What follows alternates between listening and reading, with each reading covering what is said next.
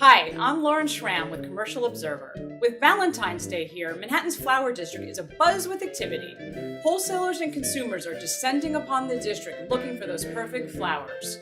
While real estate pressures and other issues have beset the wholesalers and retailers in that district, some of them are still afloat on West 28th Street between Avenue of the Americas and 7th Avenue. You know, when you're talking about love is a very strong emotion, right? And it makes people do crazy things. I've only been there since, full time. I've only been there 25 years, but in those 25 years, I've seen some crazy things on Valentine's Day. Valentine's Day we sell thousands of roses, obviously, and it really depends on the weather. If we get hit with a blizzard on Valentine's Day, guess what? People aren't walking around in the city looking for flowers. They're gonna do something else.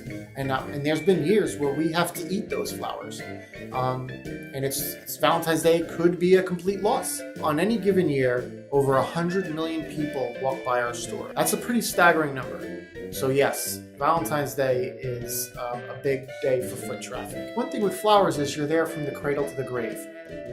So we're there from when people are born, when people have parties, birthday parties, weddings, events, and into the day you die, into your funeral. There's always a need for flowers. So as the city grew, there was a need for a centralized location for flowers, and 28th Street happened to be it. Well, the Flower District historically took over from what was once Tin Pan Alley. Tin Pan Alley is where all the turn-of-the-century composers had their music businesses and their sheet music. And when the Broadway shows and when the music industry moved into the 40s, they left a void on 28th Street. And that void was filled by the flower market, by the flower sellers, by the wholesalers, by the peddlers. My family has been on 6th Avenue and 28th Street in the flower market for 82 years.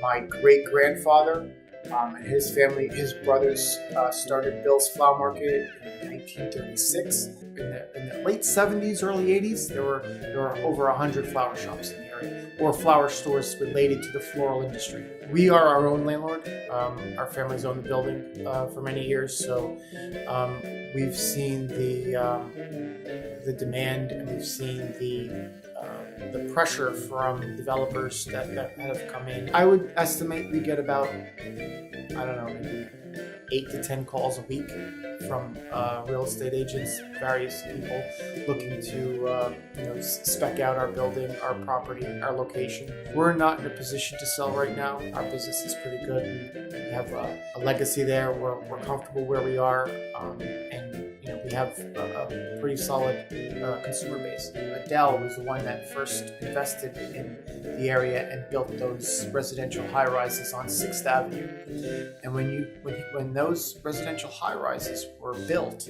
all of a sudden it became a new destination. It became a new hotspot. The artists got pushed out. The residential buildings came in, and that limited space, supply and demand. There were a number of stores that had very specific target markets, and those businesses are just gone.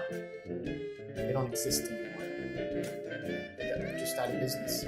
You're competing now with farmers and growers in South America that are shipping directly to retailers. So they're completely cutting out the wholesaler and middleman. With modern day logistics and delivery systems, the wholesaler is not as in demand as they once were. However, there still is a need for that. There still is a demand for it. And that's why the flower market, here we are, 2018, we still have a flower market. You've seen businesses like 1-800-Flowers, which started out as had good intentions, but completely destroyed the flower business, destroyed the flower industry. Buying flowers was a personal thing. I know my customers. I know what they like. I know what they want. We have a personal relationship. When you buying something from online from a computer screen, there's no relationship. I believe in nonverbal communication. Flowers are excellent nonverbal means of communication. I've had a guy who fell in love with a girl. He wanted to pay, no matter what the cost. This girl that he was dating worked up in the 40s on Broadway, and he wanted the street from where her view was outside of her window in her office. He wanted the street covered in red rose petals.